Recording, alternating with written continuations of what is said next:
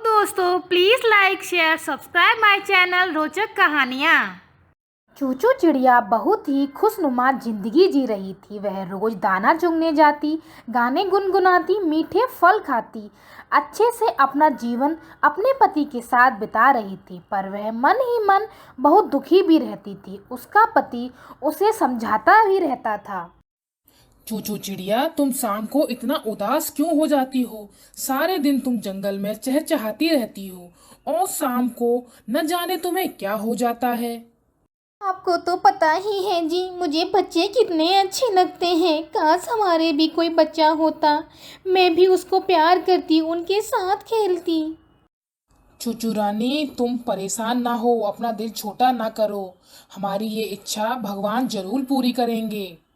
ऐसे ही दिन और रात निकलते गए। एक दिन चूचू चिड़िया ने 2 अंडे दिए। आज उसकी दुआ कबूल हो गई थी। वह बहुत खुश थी। वह अपने पति का इंतजार कर रही थी। उसे इस खुशखबरी का बेसब्री से इंतजार था। सुनो जी, हमारी दुआ कबूल हो गई। ऊपर वाले ने हमारी सुन ली। मैंने 2 अंडे दिए हैं। क्या, ये तो बहुत खुशी की बात है। अब तुम उदास मत रहना चूचू रानी। हाँ जी, आज मैं बहुत खुश हूँ। हाँ हाँ, हम दोनों मिलकर अपने बच्चों की अच्छी से परवरिश भी करेंगे और उनका ख्याल भी रखेंगे। पास वाले जंगल में एक कालू नाम का कौवा भी रहता था। उसका एक बेटा था जिसका नाम कालिया था। वह बहुत शरारती और बदतमीज था। जंगल में हर किसी को परेशान ही करता रहता था। आज तो तोते अंकल को परेशान करता हूँ, बड़ा मजा आएगा। और फिर वह तोते की तरफ चला जाता है। और कैसे हो बुड्ढे तोते? कुछ तो शर्म किया करो, तुम्हारे बाप की उम्र का हूँ मैं क्या?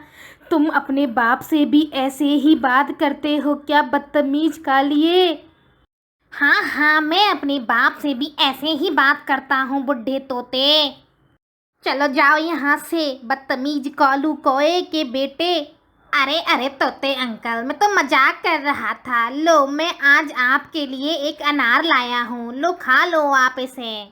तोता उसे खाने लगता है। जैसे ही तोता उसको अपनी चोंच से खाता है, तोते की चोंच के नीचे पत्थर आ जाता है।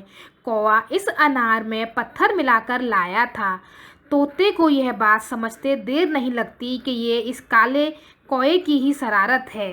क्या हुआ तोते अंकल, मजा आया? उल्लू बनाया, बड़ा मजा आया। और फिर तोते को तंग करने के बाद कौवा वहाँ से चला जाता है। सुनो जी, हम काफ़ी दिनों से दोनों जने कहीं घूमने नहीं गए हैं।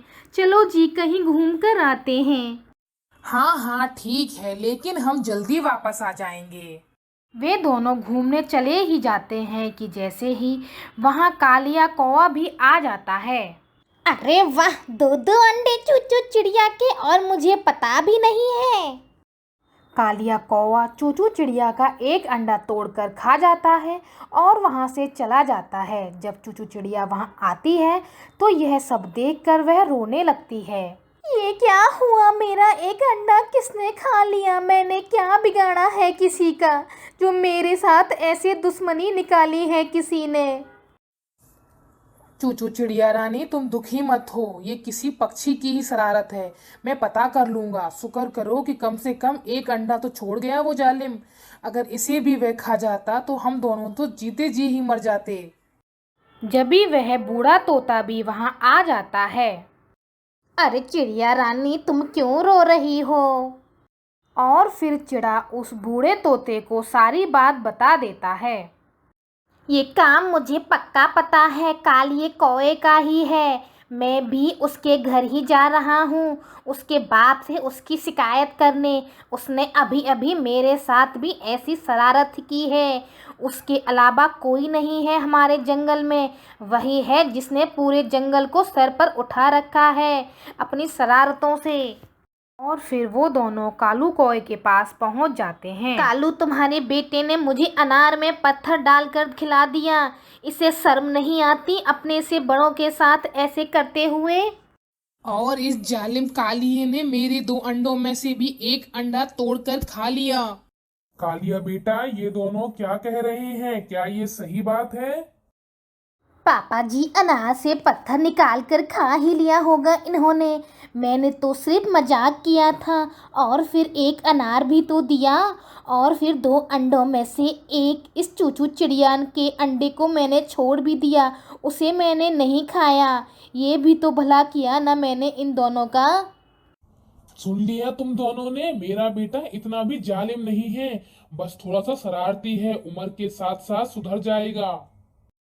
कालू, हम तुमसे लड़ना नहीं चाहते, लेकिन तुम इसे इतना बिगाड़ रहे हो। देखना, तुम्हें सजा मिलेगी और तुम एक दिन जरूर भुगतोगे इसको। और फिर वे दोनों वहाँ से चले जाते हैं। अब तो कालिया कौवे ने आदत ही बना ली थी अपनी आए दिन किसी न किसी के पक्षी के अंडे को फोड़कर वे खा जाता, और हर पक्षी उससे परेशान था जंगल में। एक दिन वह उड़ते उड़ते पहाड़ों की तरफ चला जाता है। ये अंडा तो काफी बड़ा है, आज तो पूरा पेट ही भर जाएगा।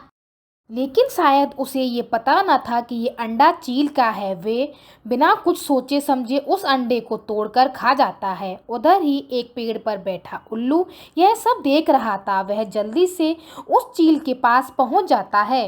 चील बहन, तुम कोई नुकसान नहीं पहुंचाती हो, बहुत अच्छे से रह रही हो इस जंगल में तुम। लेकिन आज एक बुरी खबर है तुम्हारे लिए। काली कौवे ने तुम्हारा अंडा तोड़कर खा लिया है। मैं सच कह रहा हूँ बहन, मैंने खुद अपनी आंखों से देखा है, तुम खुद जाके देख लो। और फिर चील जल्दी से उड़कर अपने घोंसले के पास पहुंच जाती है। वहां अंडा टूटा देखकर वह बहुत गुस्सा हो जाती है और अपने सभी साथियों को वे सभी चीलें मिलकर कालिए कौवे के घर पहुंच जाती हैं। क्या क्या क्या हुआ चील बहन, इतने गुस्से में क्यों हो? तुम्हारे बेटे ने हमारा अंडा तोड़कर खा लिया है, अब इसे इसके किए की सजा जरूर मिलेगी। कालू कौवा मदद के लिए पुकारता है, लेकिन कोई भी पक्षी उसकी मदद के लिए नहीं आता।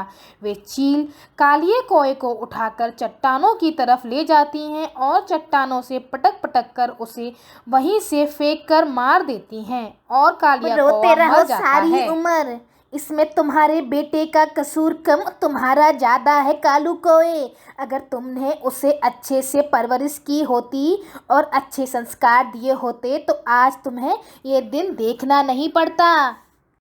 तो बच्चों, इस कहानी से हमें क्या सीख मिलती है?